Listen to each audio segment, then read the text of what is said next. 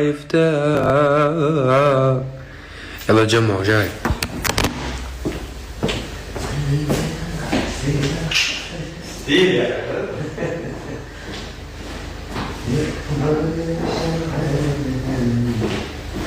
بعدك حدا ولا في حدا بيفتح نور العين. كنت زارع بلي خوفك موت وحصدت حصادي يا قلبي الخوف. وانا المراهن عوجودك اوف يفدى.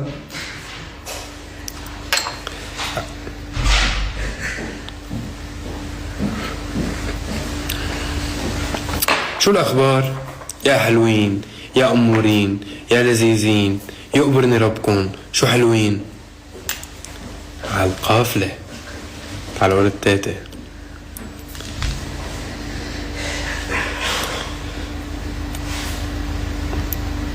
والله مالي مختفي عليكم، والله عم بحضر لكم اشياء بتليق فيكم، بتليق بعظمة هيك جمهور. عملت شاي بدوننا صراحة.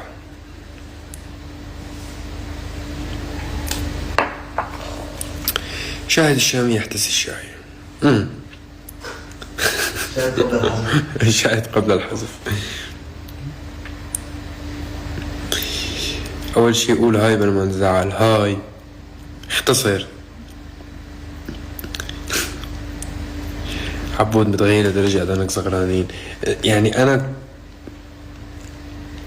أنت تكون تنمروا علي يا أخي. يا أخوي تشرب الشاي كم معلقة سكر؟ كم معلقة شاي بالسكر أنا بشرب؟ بنحبك أنت بتحبنا حسب عادي. أكيد بحبكم. شو في أخبار؟ عندي كتير أخبار خبركن إياها اليوم،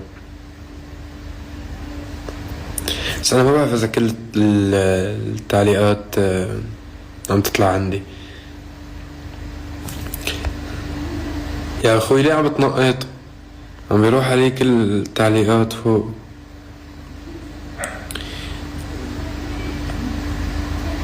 شو شعورك وجمهورك عالميين مثلك؟ شفتوا صحف بتحكي عنكم ومقالات بتحكي عنكم وصحافة بتحكي عنكم وإعلام بيحكي عنكم. إيش هو هالجمهور الحمادي هذا؟ يبرني ربكم. إيه على فكرة عندي 3 حفلات بتونس وكتير قريبا، يعني مش بعاد إن شاء الله.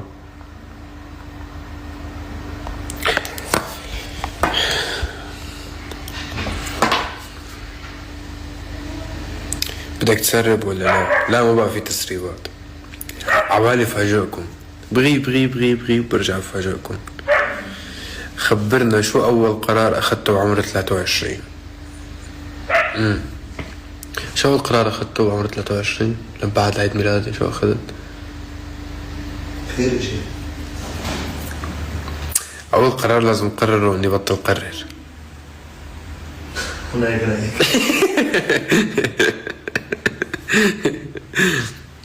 قديش تحبنا من 10؟ 7.5.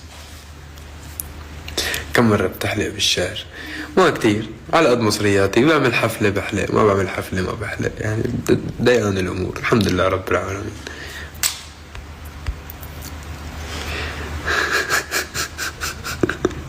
ليه خشمك عم يلمع؟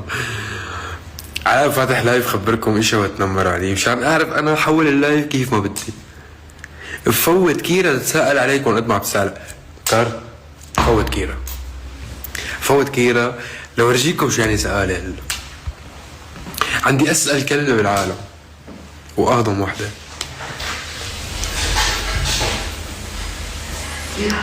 بس انفك كبران كتير. قد ما عم بلقط نفس لروق واصبر. أو بتتذكر وقت ما كان عندك دائم إنه هلا هي سميتيها دائم؟ أنا منيح الحمد لله، صار في شي هيك رواق، فرحان فيها، أموري بخير. كيرا أسأل منكم؟ لا ما في حدا أسأل منكم أنتو، بس إنه مهضوم.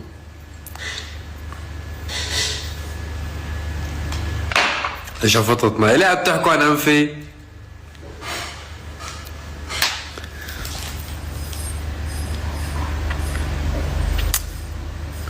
تروح انا بحطكم من تحت كمان شايفين كبر الانف. بدك مش ماين كبير والله بكل الزوايا ماين كبير ما في حل. كده تعي عضي الحمادات ثواني. تعي عضي الحمادات لانه عم بيعذبوني. تعي دخل الله. تعي تعي يا سارة. هون سلمي عليهم. هون سلمي عليهم. اديني بوس. نتم لا عم بمزح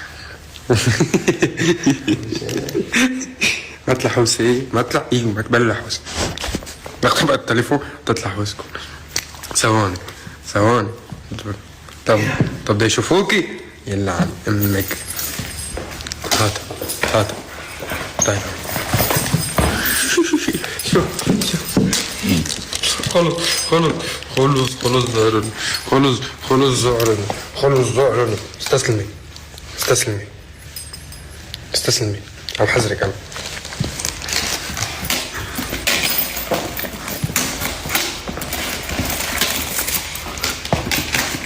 لفة الجنزير ولفة الفون. طب رجلي طيب شوف صورة روقي تعال لفت رجلي. طب ما روقي. عرفتوا عن شو عم بحكي انا هلا؟ بتحسوا فيني؟ خلص طلعنا برا. يي صايرة زعرة؟ يي ليك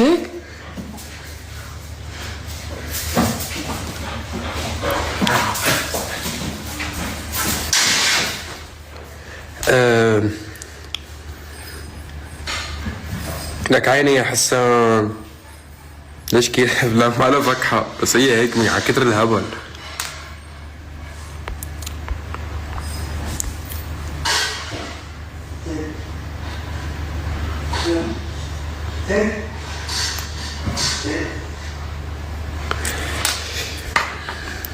يا اخي حاليا نجاح بحلي. وفي احلى منه الكون كله عم يحكي عنك وانت عم تشرب شاي بالبيت. هي ما في احلى منه. هي اقوى قوة بالعالم.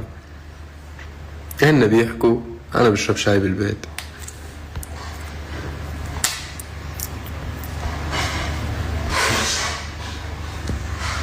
شو سر نصاحتك؟ نصاحة مين يا خيي؟ انا عم بختفي.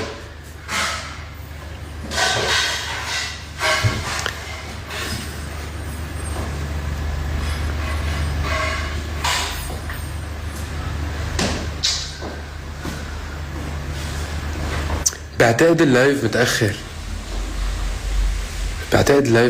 فتح شوف عندك بعد ما بيحكوا عن كيرا.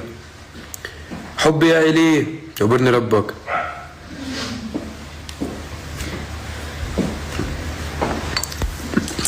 هي بعدت.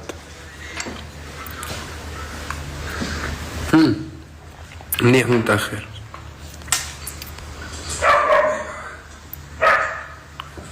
روق ما روق.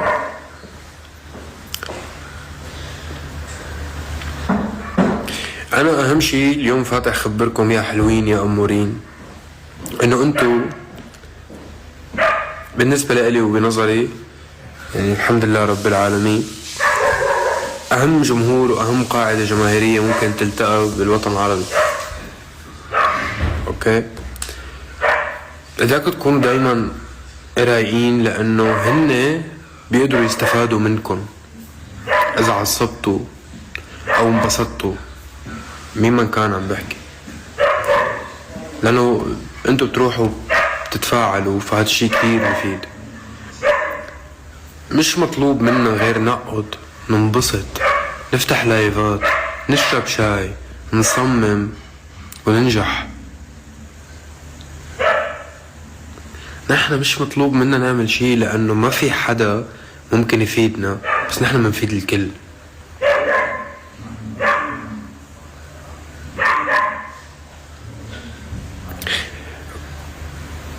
كل هي القصص يلي ممكن توجع لكم راسكم لا يفترض انه توجع لكم راسكم، لانه نحن هون فايتين نعمل موسيقى، نعمل حب. لما فتنا بدنا نعمل اول مرة موسيقى ونشرنا يا ليلو يا العين وصبران وين ودوالي وخدني ودكتور وتحت سابع ارض وجيناك وملكة جمال الكون، ولا مرة بحياتنا كنا عم نفكر غير بانه عبالنا ننجز وننجح، ننتصر على اللجوء، ننتصر على نحقق ذاتنا. ليه نحن بندرس بالجامعة؟ ليه بننجح بالحياة؟ لنحقق ذاتنا، لأنه حلو النجاح وما لازم يكون أكتر من هيك. نحن بننبسط بالنجاح وبس.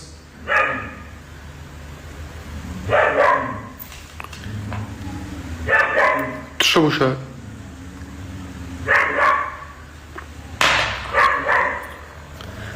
لأنه أهم شي بهالحياة كلياتها هي الراحة النفسية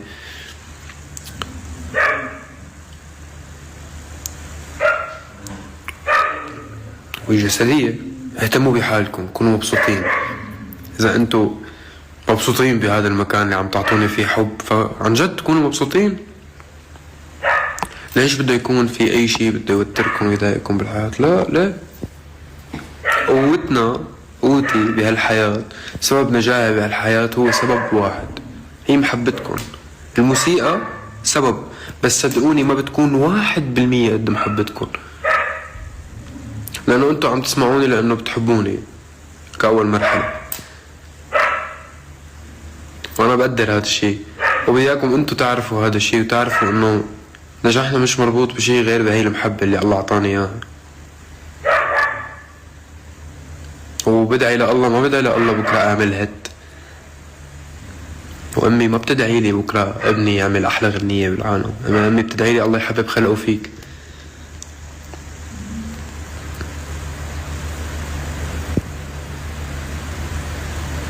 بحبكن أنا وبدي إياكن هيك دايما، والدنيا أكبر من هيك بكتير. الدنيا أكبر من أحيانا نحن بنكون مركزين على أشياء، بنكون مركزين على ما بعرف كاسة الشاي اللي على الطاولة، وما لنا منتبهين قد ايه الطاولة كبيرة، بس يمكن في اشياء على الطاولة كتير أهم وأحلى بمليون مرة من كاسة الشاي. يمكن هذا الإنسان عم بفكر يكون عم بيأسس عائلة، يكون عم بفكر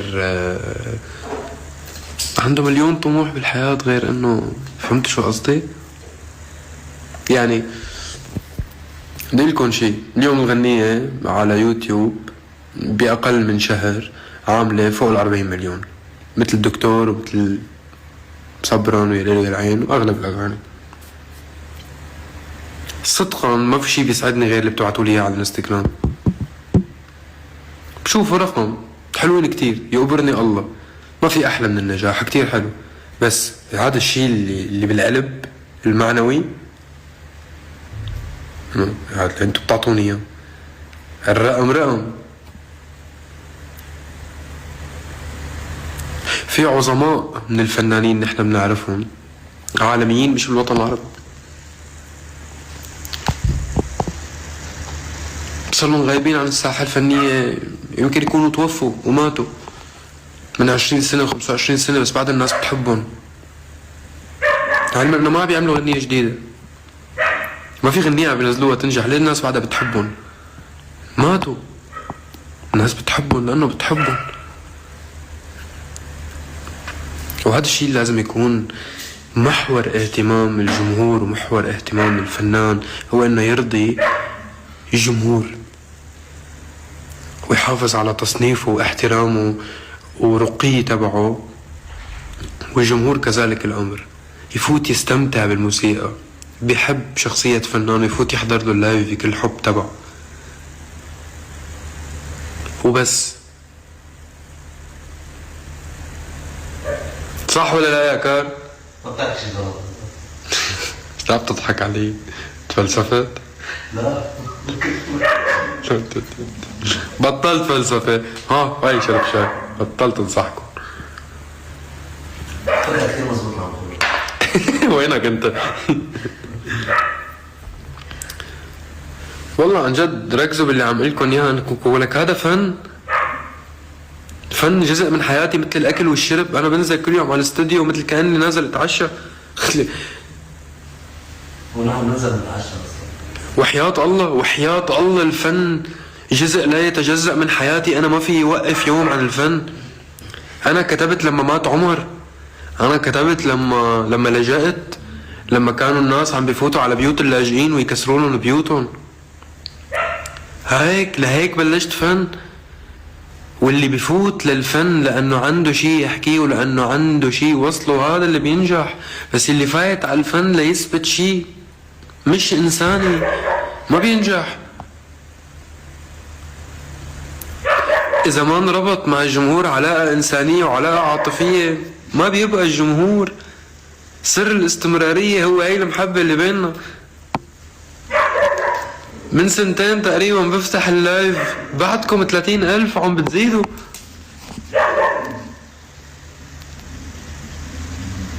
هلا عم فكر، عم جهز، بدي افتح جمعية خيرية نهتم باللاجئين السوريين اللي بعدهم لاجئين. هذا المفروض الفنان بيساعد اهل بلده، بينشر رسالة بلده، بينشر رسالة جيله، بيوقف على المسارح ليحكي قضية معينة. كل عمري هيك، ولا عمري وقفت عن هذا الشيء، وبدي اياكم هيك. تكررت هي الاحداث وكل فترة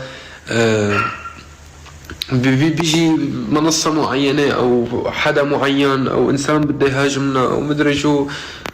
اوكي تصير وبدها تضل تصير، او بكره حتصير واللي بعده حتصير، حيضلوا يحكوا. ما انا يعني أنا ناجح كتر خير الله، الحمد لله رب العالمين، دعوات الوالدة وفضل من ربنا ومحبتكم موجود، بدهم يحكوا. وانا مش ناجح بتصنيع الشاي، انا انسان ملك الكل، حياتي ملككم واغانيه ملككم، وهذا شيء للعام. اكيد ناس تعطي رايها وبدها تحكي، ولا ممكن يوقف هذا الشيء. ركزوا على الحب وركزوا على الحفلات الحلوة اللي عملناها بآخر فترة. شوفوا الجمهور الكويتي طلع شو عم يحكي عنه، وجمهور دبي طلع شو عم يحكي عنه، وجمهور أوروبا وجمهور العراق وجمهور كل بلد فتنا له الحمد لله رب العالمين. ناس حبتنا وعملنا شيء كتير حلو فني. ومن 3 سنين كنت انا بغرفة عم بفتح معكم لايف، عم لكم مالي قدران اسافر لانه وراقي صعبة، وقلت لكم وعدتكم اني حانشر موسيقتي بكل مكان بالعالم، وعم نحقق هذا الوعد. ليك مقابل وشي معنا جائزة جينيس، اول انسان بتاريخ سوريا تكسر رقم قياسي عالمي، اول شاب. هذا الشيء هي لوحة جينيس، بس هي شو معناها المعنوي؟ انه في انسان سوري كسر رقم قياسي عالمي. بس هذا الشيء اللي انا بنبسط فيه وبنام مرتاح ضميري اخر الليل. هذا هو المعنى. شو المعنى من اي شيء عم تعمله؟ ليه انا بشرب شاي؟ اوكي الشاي طيب بيروق لي اعصابي. ليه بسمع غنية لانه انا عايش حالة عاطفية معينة، لاني انا لاجئ وبتعطيني شعور معين، لاني ولا اني هذا. هي ضرورة الموسيقى لازم تكون حب. ولسه ومثل ما وعدتكم من 2 و3 انه رح حط اسم الشامي على القوائم العالمية ورح ناخد جوائز، ومو لأنا انبسط، لانه في شي جوات قلبي عشته انا ومنبوذ ببلاد اللجوء، بحب اثبته لإلي ولكل العالم انه نحن بنقدر نعمل هيك. انا بقدر اصنع هذا الشي. والله بشرفك شو كنت عم ورجيك اليوم ولا امبارح؟ عم ورجيك المعمل اللي كنت بشتغل فيه امبارح. كنت عم ورجيك، ما عم صدق انه هذا الحكي الفيديو عمره ماشي، عمره شي 3 سنين. كتر خير الله. نحن اليوم متصدرين دولة بحجم مصر، فيها تقريبا 120 مليون إنسان عايش فيها. قدرنا نتصدر أنا والأستاذ تامر حسني الأغنية صدارة الاستماع في مصر. يقبرني الله. خليكن هيك بحب. طولت بعرف. يوبرني ربك يا إلي انت. انا بدي اياكن، لانه الفن حساس. في شعرة بين الفن الاستعراضي والفن يلي بلا معنى، وبين الفن يلي كله معاني وكله شيء له هدف ورسالة. ما بدي اياكم تزيحوا عن السبب اللي انوجدنا مشانه. ما بدنا نزيح عن السبب اللي انوجدنا لنعمل فن مشانه، وهذا اللي خلانا نحن الحمد لله رب العالمين مستمرين ومحافظين على نجاحنا. انتوا متحمسين تسمعوا الغنية الجاية؟ اكيد لاني بعمل موسيقى حلوة، بس لانه انتوا عبالكم تعرفوا الشامي شو عم بيقول، لاني بمثلكم وبشبهكم بتشبهوني. ما تفرقوا بين الفن الحقيقي اللي نحن كلياتنا موجودين هون لنسمعه لندعمه، وبين الفن اللي بلا معنى. اوكي فن، ما تفكروا بقعد بحسب الارقام قد ايه مشيت على تيك توك. اوكي ايه بتفيد معنويا اكيد، هذا نجاح على الرقم. اوكي لذيذ جدا. طيب بعدين عندي 30,000 انسان عم خاطبهم من بيتي انا وعم بشرب كاسة شاي بيحبوني. هذا هو النجاح. يوبرني ربكم، هذا اللي حضل امتن فيه كل حياتي. عندي ناس تسمعني بتوثق فيه بتحبني.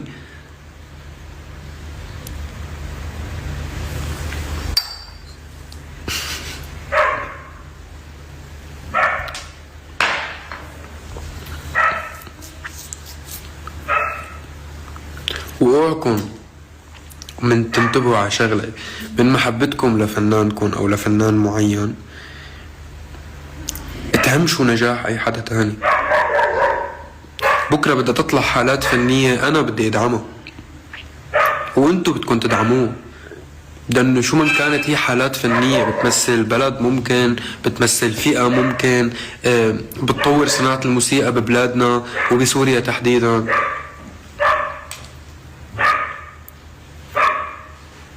ضروري نعرف هذا الشيء. هي المنصات وهي الصفحات وهذا المكان موجود لندعم الفن الحي.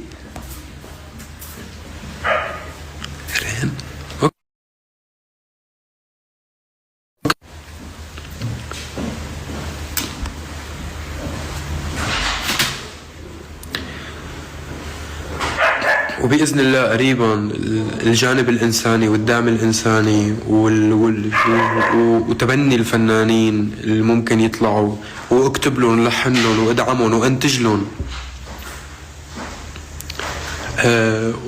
واطلقهم، وحيكون أحب ما على قلبي. أنا بعرف إنه أنا بعدني جديد والحمد لله رب العالمين النجاحات صارت موجودة، بس أنا عبالي إني ساعد المواهب، إني أوقف جنبهم بيوم من الأيام.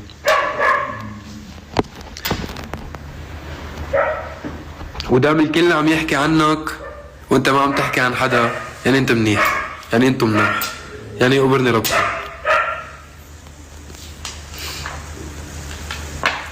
انتبهوا حالكم، انا كتير بحبكم، جايتنا كتير مفاجآت بترفع الراس، وانتم بتعرفوا اني ولا مرة قلت لكم وما وفيت. خليكم رواق ومبسوطين واسمعوا الفن وانبسطوا فيه وحبوا حنانة الدنيا. بحبكم انا.